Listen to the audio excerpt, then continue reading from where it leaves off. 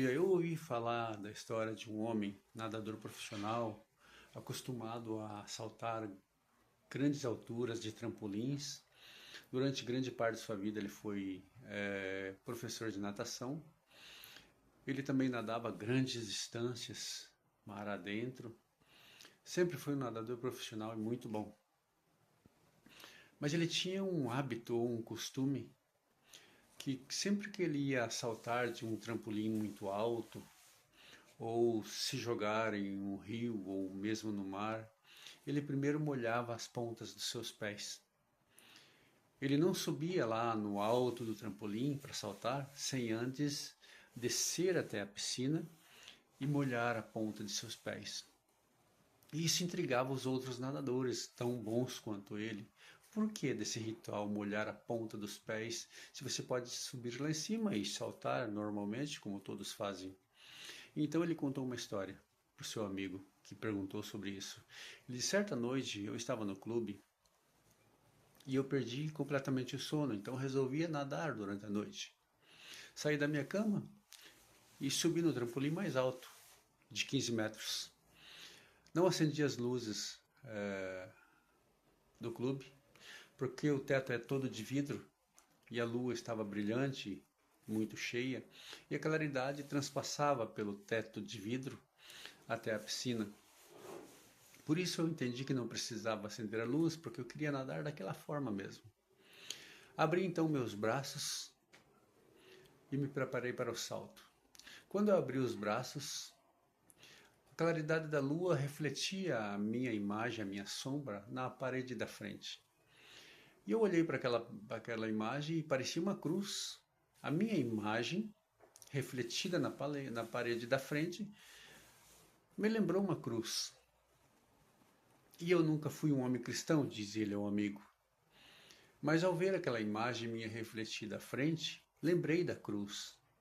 Porque embora eu não seja um homem cristão, a minha mãe, dizia ele, sempre falava conosco, nós ainda éramos pequenos, sobre a cruz, sobre o sacrifício de Jesus em uma cruz, que trouxe salvação a todos os homens e trouxe perdão dos seus pecados. Minha mãe sempre falou isso, disse ele ao amigo. E ao olhar aquela sombra minha refletida na parede, eu lembrei dessas coisas. E comecei a pensar nas coisas que a minha mãe falava a respeito da cruz ter trazido salvação e perdão. Eu não sei quanto tempo, diz ele, fiquei de braços abertos, olhando para aquela sombra minha refletida do outro lado, lembrando uma cruz. Mas então eu acabei não saltando. Eu desisti de saltar e resolvi descer até a piscina. Desci a escadaria, desci daquela trampolim de 15 metros e fui até a piscina. Então eu desci aquela pequena escadinha que leva até dentro da água e percebi que toquei o fundo da piscina e a piscina estava seca. Haviam esgotado a piscina no final da tarde para fazer manutenção.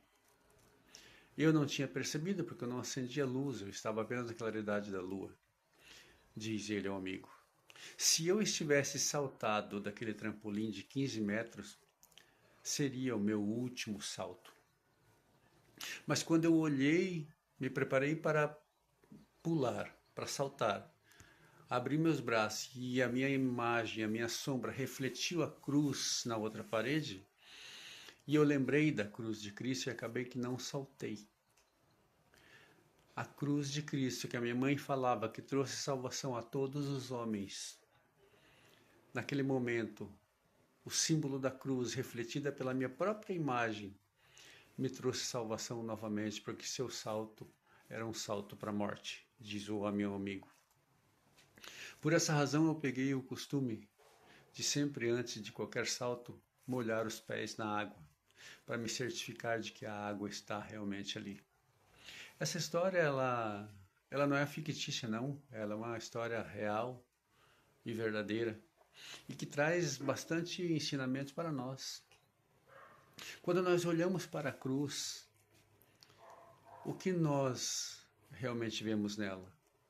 Ou melhor, quanto tempo ou quantas vezes você já parou para olhar para a cruz? Não somente para a cruz, mas olhar para a cruz e tentar trazer na lembrança o que aquela cruz significa para você. O que aquela cruz significa para mim? O que nós sentimos quando olhamos para aquela cruz? Será que é apenas uma imagem de uma madeira vazia que não nos traz nenhum sentimento? Ou será que quando nós olhamos fixamente para a cruz, com o nosso coração aberto, nós conseguimos ver a grandiosidade do ato de Jesus por mim e por você? A cruz, ela era conhecida nos tempos bíblicos como um madeiro maldito, e todos aqueles que subiam nela tornavam-se malditos. Jesus era o próprio Deus, mas a Bíblia diz que ele tornou-se maldição por causa dos meus e dos seus pecados. Quando nós olhamos para a cruz, nós devemos ver a grandiosidade do ato de Jesus. Aquela cruz não era para ele, aquela cruz era para mim, aquela cruz era para você. Mas ele subiu lá por amor de mim, por amor de você. Quando nós olhamos a imagem da cruz, nós devemos ver a nossa salvação. Nós devemos ver o ato de Cristo por nós. Que não tivesse ele subido naquela cruz, nós não teríamos esperança de coisa alguma. Mas porque o próprio Deus se fez homem, o próprio Deus desceu do céu em um invólucro humano, se formou homem com os mesmos sentimentos, meu e seu. Sofreu dores que nunca o ser humano vai ter noção das dores sofridas por Cristo.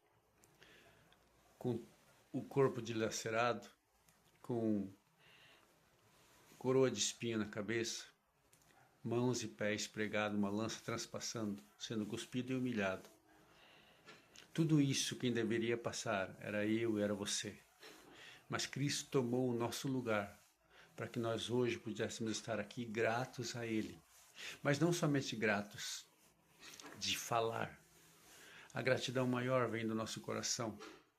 A Bíblia diz, Paulo escreve, quando eu estou em Cristo, nova criatura eu sou. Eu e você temos sido nova criatura? Essa é uma pergunta que nós devemos refletir, analisar e melhorar naquilo que precisamos. Cristo morreu por todos. Não somente por aqueles que o aceitam, mas sim por todos. O céu é para todos. Infelizmente nem todos querem, ou nem todos estarão lá. Depende de nós. Tudo e absolutamente tudo que Cristo poderia fazer para você estar no céu, Ele fez. Agora, daqui para frente, é comigo, é com você. Que Deus o abençoe, que Deus te guarde, que Deus te ilumine, que Deus resplandeça o seu rosto sobre ti e tenha misericórdia de ti e te dê a paz em nome de Jesus. Tenha um excelente dia.